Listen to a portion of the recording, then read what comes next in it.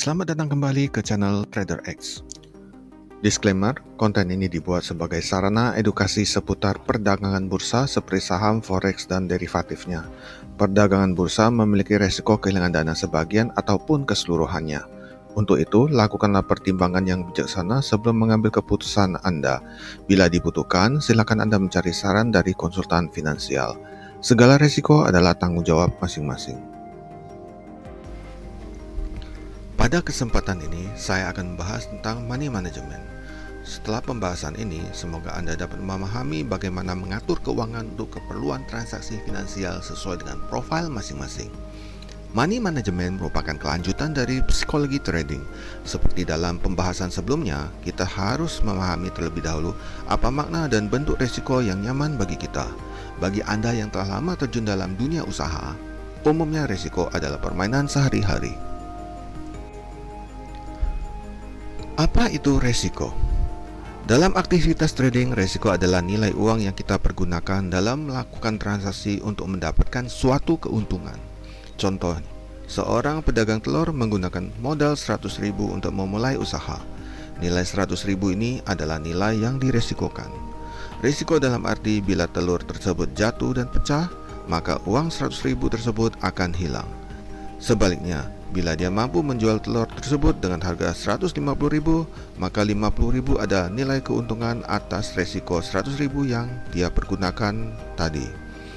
Resiko adalah hal yang umum dihadapi seorang entrepreneur. Semua usaha memiliki resiko. Yang membedakan masing-masing entrepreneur adalah besaran resiko yang berani mereka hadapi. Faktor yang menentukan risiko dalam trading kita adalah jumlah aset yang dimiliki, pengalaman trading kita, jenis instrumen yang kita pergunakan, dan strategi yang kita jalankan.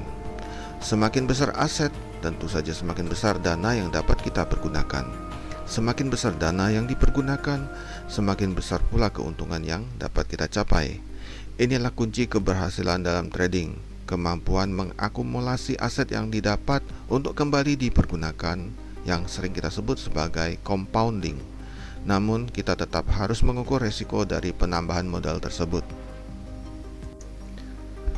Semakin lama kita menjalankan sebuah usaha, secara alami kita akan semakin mengenal sifat dan karakter sebuah usaha. Semakin dekat dengan usaha tersebut, semakin kita memahami bagaimana cara dan strategi menghadapi risiko dari sebuah usaha. Seperti contohnya, seorang petani berpengalaman bagaimana mengatur masa tanam untuk menghasilkan produk secara optimal. Hal serupa dengan trader, semakin lama berpengalaman, kita akan mengenal semua hal yang menggerakkan harga di pasar. Mengenal semua elemen yang ada membantu kita mengatur risiko secara efektif. Terdapat berbagai jenis instrumen finansial yang dapat kita perdagangkan, mulai dari mata uang, komoditi, saham, indeks, hingga cryptocurrency. Setiap instrumen memiliki sifat yang berbeda, mulai dari harga, spesifikasi instrumen, dan mayoritas pasar yang menguasai instrumen tersebut. Secara singkat, semua ini membentuk risiko yang berbeda. Oleh sebab itu, jenis instrumen akan menentukan besaran risiko yang akan kita hadapi. Terakhir adalah strategi.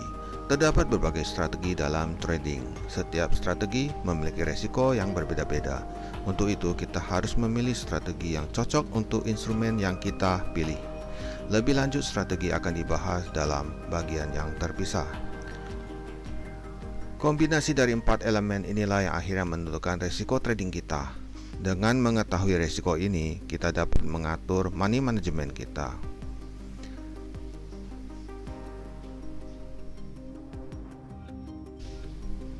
Bagi pemula, cara termudah membentuk money management adalah dengan menghitung total aset kita terlebih dahulu.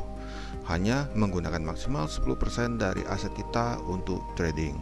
Dari 10% tersebut, kita hanya menggunakan 1/5-nya sebagai dana trading aktif. Berdasarkan pengalaman, formula ini cukup nyaman bagi kebanyakan trader pemula. Sejalan dengan waktu, semakin berpengalaman, kita dapat mengambil resiko yang lebih besar. Berikut ini contoh simulasi atas formula tersebut. Sebagai contoh, bila kita memiliki aset 100 juta, maksimum data trading kita adalah 10% dari 100 juta tersebut. Dari 10 juta dana aktif, kita tradingkan adalah seperlimanya atau sebesar 2 juta. Volume dan total dana yang dikeluarkan dalam kondisi normal adalah 2 juta. Apabila diperlukan, sisa dana 8 juta dapat dikeluarkan sebagai dana darurat. Demikian strategi dasar mengatur keuangan trading kita. Risiko trading yang tinggi membutuhkan pengaturan yang tepat dan hati-hati. Terima kasih atas kunjungan ke channel saya. Jangan lupa subscribe, like, dan share sebagai dukungan moral pengembangan channel ini.